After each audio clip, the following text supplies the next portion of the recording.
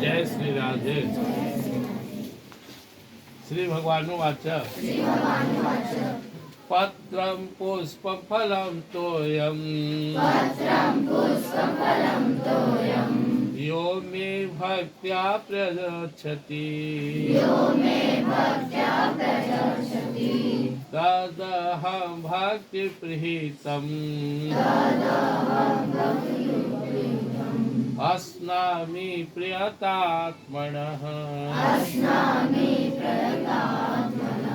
पत्रं पुष्पं फलं तोयं यो मे भक्त्या प्रयच्छति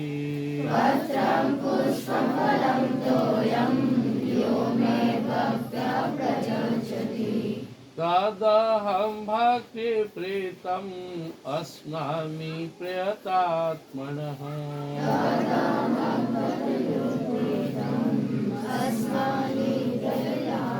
देखो भगवान का दो स्वरूप है, एक निर्गुण निराकार, कोई आकार नहीं, कोई प्रकार नहीं, कोई रूप नहीं, कोई रंग नहीं, कोई स्वरूप नहीं, कोई था नहीं।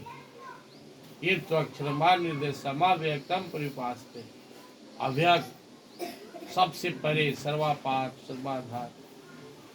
उस रूप भगवान का वो रूप ज्ञान स्वरूप है, प्रकाश स्वरूप है, वहाँ ध्यान है, वो अनुभव में आते हैं। उनको कोई देख नहीं सकता, वर्णन नहीं कर सकता, लेकिन वही भगवान हम सब पर विशेष कृपा करके जब प्रकट होते हैं तो हम उनको देखते हैं।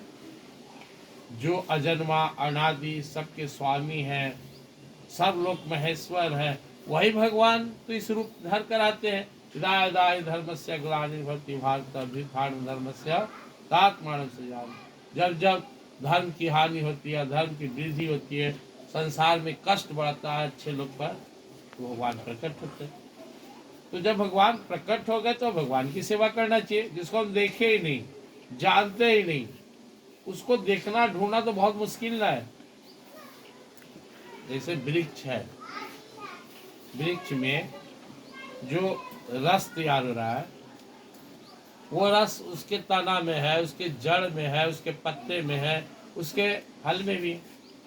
अब तुमको हम बोले कि जाओ पत्ता चबा लो, वही रस है, तो तुमको स्वाद नहीं मिलेगा। जाओ तना में दांत लगाओ, स्वाद नहीं मिलेगा। तो जब उसी का पक्का फल खाते हो तुम, कितना स्वाद लगता है। वैसे जो निर्गुण निराकार ब्रह्म परमात्मा है, कोई रूप ही नहीं, कोई रंग ही नहीं, क्या रस मिलेगा, क्या ध्यान लगेगा, नहीं लगता है।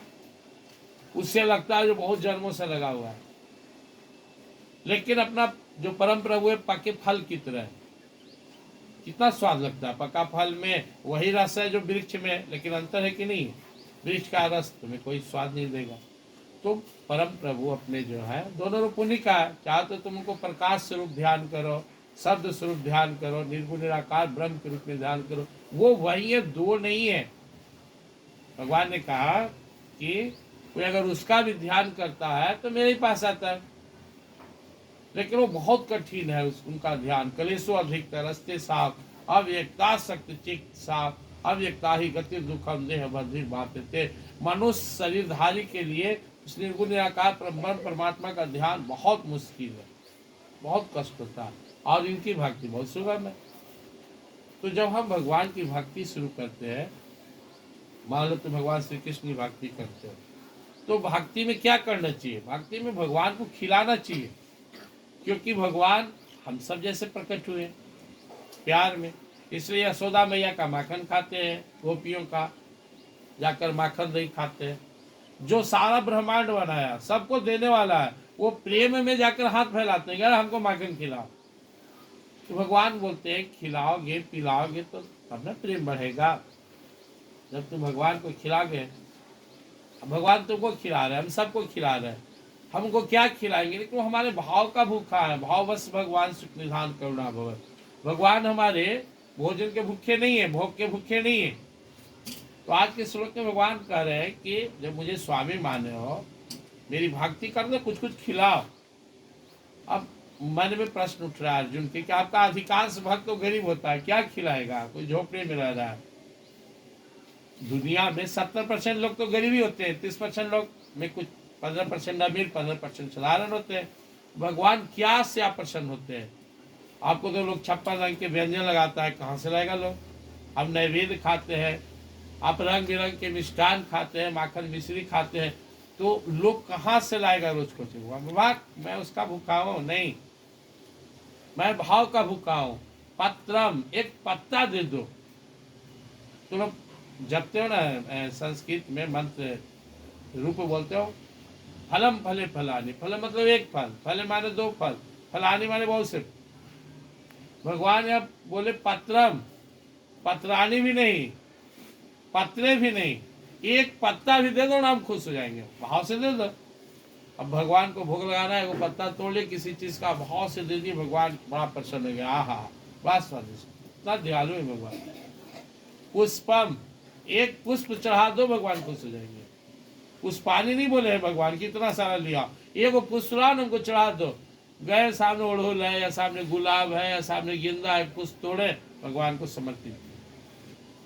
अब कोई कहेगा कि भगवान हम किराए के मकान में रहते हैं, ना रही पत्ते मिलेगा, ना रही फूले मिलेगा, तो पेड़ा खिला। भगवान हम तो गरीब है, कहाँ से लाए? मिश्री लिया, रोज नहीं बनता है भगवान। तो भगवान बोलते तोयम, अरे एक चम्मच पानी चढ़ा देना, पानी पी लिए, वाह बम बम हो गए खुश। भगवान बोलते हैं पत्ता ना मिले, फूल, फूल ना मिले तो जल खाली अर्पित कर दे, एक चम्मच मिलेगा, भगवान को दे दिए, भगवान तृप्त हो गए। इतना दयालु है तुम्हारे प्रभु। तो इस श्लोक का भाव है कि अपनी सामर्थ्य के अनुसार भगवान को खिलाना चाहिए।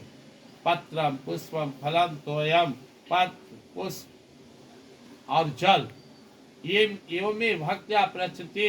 अगर कोई भक्त मुझे खूब भाव के साथ प्रदान करता है, तदहम भक्ति प्रीतम, ऐसे अपने भक्त के लिए अस्नामी, मैं उसे स्वीकार करता हूँ, खाता हूँ। प्रयतात्मना, अगर वो भाव के साथ प्रयत्न करता हो, तब भावना ही हो कि मुझे अपने भगवान को खिलाना, तो मैं जरूर खाऊंगा। इसलिए तुम देखते हो कोई भी भक्त खाने से पहले भगवान को अर्पित करता है, बिना भगवान को अर्पित किए भक्त नहीं खाता है। और भाव क्या उठता है?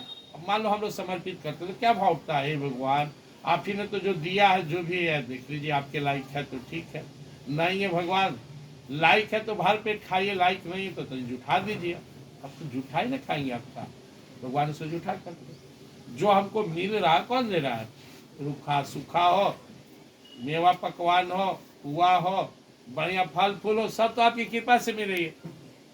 इसलिए जो भी खाना खाते हो ना, जो गृहस्थ आश्रम में है, उसको अलग से परेशान होने की आवश्यकता नहीं है। जो घर में भोजन बना प्रेम से उसे ले जाकर भगवान को समर्पित कर दो। अब जब हम नए नए भोग लगाते थे तो बहुत भार पड़ता था हमको। पहले हम पुष्प चढ़ाते थे, फिर घर में मिश्री बादाम आदि रखते थे, फिर जो खाने लगे खिलाने लगे तो भाव उठने लगा, पता नहीं शुद्ध है कि अशुद्ध है। तो भगवान की एक बहुत बड़ी विशेषता है, वो भगवान आँख से भी खाते हैं, वो सर्व सामर्थशाली हैं। अब जैसे कोई आदमी सामने खा रहा है, मिठाई खा रहा है, तुम देख रहे हो, मुंह में ला रहा गया, तो एक तरह से तुम उसको स्वाद ले लिया, तुम्हारा मुंह, तुम उसका भोजन जूठा कर दिया। किसी को देखने के बाद, तो भगवान के बारे में मानस में लिखा हुआ है, गीता में भी है, वो बिना सिर का भी बकता है, वो आंख से खा सकता है, जीभ से बोल सकता है, वो कान से भी देख सकता है, उसका हर इंद्रिय में अद्भुत पावर है। तो आप बहुत बार हम भगवान से प्रार्थना करते हैं कि प्रभु पता नहीं आपके खाने लायक है कि नहीं, कम से कम जूठा दीजिए, आंख से देख लीजिए, आंख बंद कर लीजिए। और सुबह शाम भगवान का भोग लगाते हैं। मान लो भी ध्यान में बैठे हुए थे, ध्यान भोग मानसिक पूजा करते हैं, आंख बंद करिए, भगवान के चले गए वृंदावन, वहाँ बुलाए, आसन लगाए, उनको बैठाए, फिर उनका चरण पखारे, आरती किए, आसन लगाए, फिर सुंदर थाल में रंग बिरंग के पकवान, मक्खन है, मिश्री है, फल है, फूल है, सेवई है, तस्मई है, नैवेद्य है, 56 व्यंजन सब लगा के और उनको खिलाते। और थोड़ा देर बाद फिर उनको हाथ जल दिए, हाथ धोइए, फिर उनको बढ़िया कपड़ा दिए, हाथ अपना पोछे, एक पान दिए, पान खाइए प्रभु। और उनके साथ राधा माता जी को भी बुलाते हैं, श्री राधा रानी भी रहती हैं, और गुरुदेव रहते हैं, गीता माता रहते हैं, सब लोग चल दिए भोजन करके अपना बम बम होते। यह हुआ मानसिक पूजा। मानसिक पूजा में सबसे पहले शुरुआत करते हैं, पहले जाते हैं यमुनोत्री, यमुना माता जहाँ से निकले पहाड़ पर से, वहाँ जाके गोता लगाएंगे, डुबकी लगाएंगे, वहाँ से जाएंगे गंगोत्री, उनको प्रणाम करेंगे, वहाँ फिर गोता लगाएंगे, फिर वहाँ से आएंगे केदारनाथ, फिर बद्रीनाथ। 4 जगह मानसिक स्नान ध्यान करके तब वृंदावन। ये रोज का नियम है, सुबह और शाम। तो चलो आज का भावना यही है कि हम कुछ भी खाएंगे पहले भगवान को खिलाएंगे, और रोज ना बने तो संडे उंडे के दिन जाओ, मनीचक जाओ, वहाँ भगवान का मंदिर है, आप अपने बगल के मंदिर में जाओ और घर से बना के कुछ हलवा पूड़ी खीर ना बने तो कुछ फल खरीद लो और भगवान को समर्पित कर दो। और वहाँ एक लाइन ही बोलना कि भगवान मैंने गीता में सुना कि आप बहुत प्रेम से खाते हैं भक्त का दिया हुआ, तो मैं भाव से लेकर आया हूँ, आप इसे स्वीकार करें। जब तुम भगवान को खिलाओगे ना, ये आदत बन जाएगा, तो तुम्हारे यहाँ भी किसी चीज की कमी नहीं रहेगी।